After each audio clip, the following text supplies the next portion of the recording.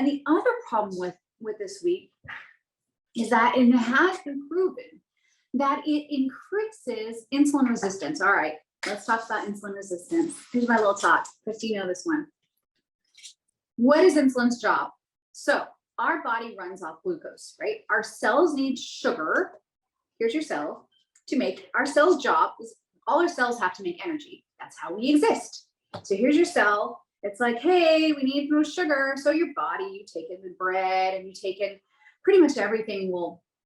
Anything can turn into glucose in your body, but specifically like carbohydrates break down into simple sugars, which break down which are in your bloodstream, right? So we've got these sugars running through your bloodstream.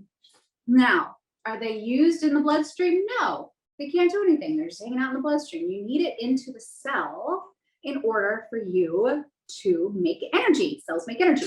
So we need somebody that's going to help this sugar in our bloodstream get into the cell. Pancreas is like, dude, that's what I'm here for. That's what I'm made for. I got you, bro. Pancreas sends out insulin. It's a hormone.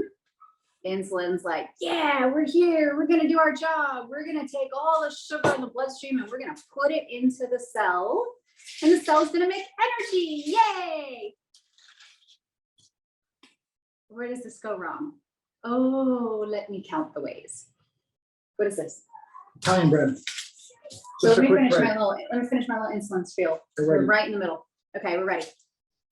Okay, over time, your cells get saturated with glucose. There's a lot of receptors on them. There's a lot of things that go wrong to where your blood sugar rises. You just ate a piece of cake, and all right, yeah, cake. We're gonna get some sugar in our cells, and like pancreas is like, I got you, bro. There comes insulin. Insulin grabs the sugars, like, we're gonna do this. We're gonna make energy. And insulin, and the cell's like, yeah, I'm ready. And it's like, hey, hello, I got this sugar for you. Insulin's here. And the cells are like, oh, can't receive. No, I'm resistant to this insulin. This is what insulin resistant is. Resistant to the insulin. Used to be nice and sensitive. Come on in, we're best friends. Resistant. So what happens? Your blood sugar rises. Now it's 150, 200, blood sugar rising. Oh no, this is dangerous. Body's like, pancreas, do your job here. We need more help. And pancreas is like, it's okay. I got more insulin. I got reserves. Come on, let's go. Insulin's like, all right, we got 15 of us. We're all coming to the party. So now your insulin levels rise. And insulin takes that sugar, double the dose of insulin, triple the dose of insulin, takes that sugar, puts it in the cell. Yay, finally, now your blood sugar is nice and low. Great. But your insulin levels are really high because there's insulin resistance. Insulin makes you hungry. Insulin tells your body to store fat, do not break it down. We need all this fat. So if you are trying to lose weight and you have high insulin levels because you're insulin resistant, you will bang your head on the wall over and over and over again until you give up and say, why bother? My body will not react to any of my diet and exercise. I might as well just eat whatever I want. It's very frustrating and it's completely undertreated and underdiagnosed. We got to get these cells sensitive again. And one of the things that wheat does is it spikes that sugar really high and contributes to the resistance of insulin. Eventually, when the pancreas has just overproduced, it's like, dude, we got nothing left. The cells are just too resistant. Pancreas starts to blow, sugars start to rise, and that's when most of the time you'll get a diagnosis of pre-diabetes or diabetes. And this whole process has been going on for 5, 10, 15 years, who knows?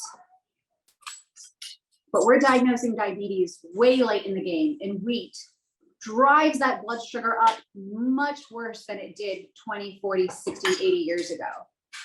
This is one of the reasons it is contributing to the obesity. This is why gluten-free is such a craze, because one, gluten sensitivity makes you sick. Nausea, vomiting, diarrhea, headaches, queasiness, fatigue, sinus issues. You don't even realize you have them because of gluten. I have sent so many people off to go try gluten-free, and they do it in many different ways. And I know that some people are still eating a lot of carbs, which just kind of depends on who you are and the amount of carbs that your body needs. And there's a good way to do gluten-free, and there's better ways to do gluten-free. But not a single person has come back and said, you know what, I don't feel any better. I'm just gonna stick with this gluten-free life, man. Like, I mean, I'm sorry, I'm gonna go back to eating all the gluten because I don't feel any better. I've never had a single person come back and tell me that. Every single person has benefited from a gluten-free diet. Am I gonna eat this bread all day, every day? No. Am I gonna make it every once in a while to enjoy life? Heck yes. All right, Bryce, let's do your talk. That's my insulin soapbox. I treat diabetes all day long, and I'm here to try to help combat it. And one way is to go gluten-free. It really is. It will help your cells be more sensitive to insulin, and it will prevent you from having such high insulin spikes.